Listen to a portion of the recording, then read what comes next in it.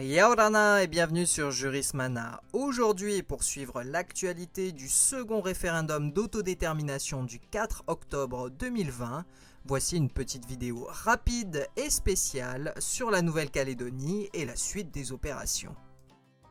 Il convient de débuter par un très bref rappel des derniers statuts de la Nouvelle-Calédonie. Après avoir été une colonie, puis un territoire d'outre-mer avec une autonomie en dents de scie, la Nouvelle-Calédonie traverse une importante période de crise opposant les partisans et les opposants à l'indépendance dans les années 80. De nouveaux statuts sont adoptés par les lois du 6 septembre 1984, du 23 août 1985 et celle du 17 juillet 1986 qui prévoit un référendum local d'autodétermination sur l'indépendance auquel peuvent participer les personnes résidant depuis au moins 3 ans en Nouvelle-Calédonie.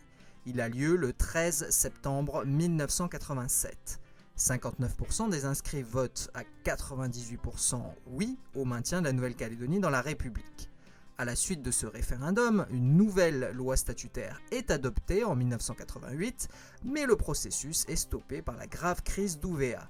Les discussions entre les deux principaux partis indépendantistes et loyalistes aboutissent le 26 juin 1988 aux accords de Matignon, puis sur les accords d'Oudinot, signés le 20 août 1988. Ils approuvent un projet de loi issu de ces négociations soumis au référendum national le 6 novembre 1988. Le oui recueille 80% des suffrages exprimés et aboutit à la loi du 9 novembre 1988 portant dispositions statutaires et préparatoires à l'autodétermination de la Nouvelle-Calédonie en 1998.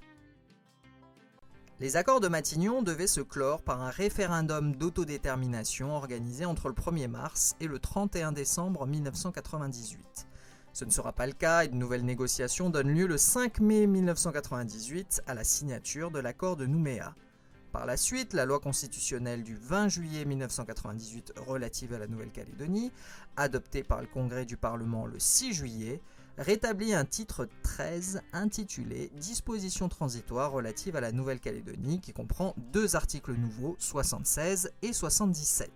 Le Conseil constitutionnel, dans sa décision du 15 mars 1999, précise bien que l'accord de Nouméa est lui aussi constitutionnalisé.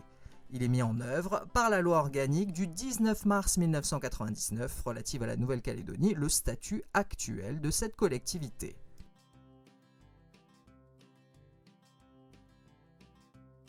Sur l'autodétermination, l'article 216 du statut prévoit qu'un corps électoral restreint et plutôt complexe se prononce à la majorité des suffrages exprimés. L'article 218 de la loi organique liste les personnes autorisées à participer au scrutin.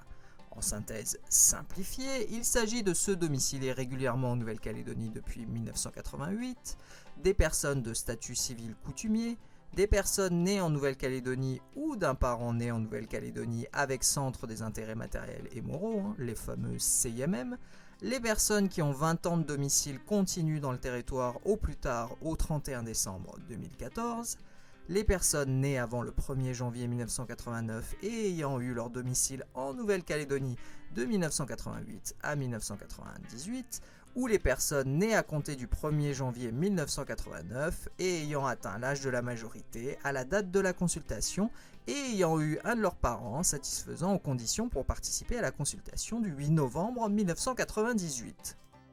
L'article 217 du statut de la Nouvelle-Calédonie dispose que cette première consultation, ce premier référendum, devait être organisé au cours du mandat du Congrès 2014-2019.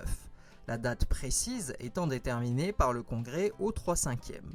Lors de la première consultation du 4 novembre 2018, les électeurs ont eu à répondre par oui ou par non à la question suivante : voulez-vous que la Nouvelle-Calédonie accède à la pleine souveraineté et devienne indépendante ? À l'issue de la première consultation, marquée par un fort taux de participation à plus de 81%, la réponse non a été majoritaire à 56,67%, contre 43,33% pour la réponse oui.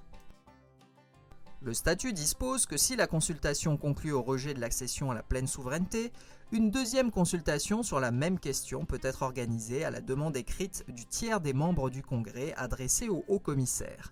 Cette demande doit être déposée à partir du 6e mois suivant le scrutin et la deuxième consultation a lieu dans les 18 mois suivant la saisine du haut-commissaire. Cela a bien évidemment été le cas, et lors de la deuxième consultation du 4 octobre 2020, les électeurs ont eu à répondre par oui ou par non à la même question qu'en 2018. À l'issue de la deuxième consultation, marquée par un taux de participation encore plus fort, à plus de 85%, la réponse non a été une fois encore majoritaire, mais avec un écart resserré à 53,26% contre 46,74% pour la réponse oui.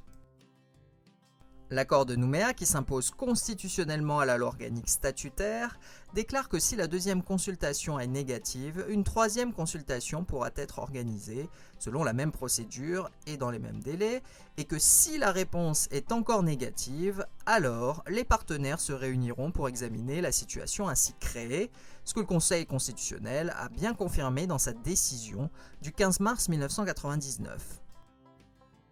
Une troisième consultation peut donc être provoquée à la demande écrite du tiers des membres du Congrès.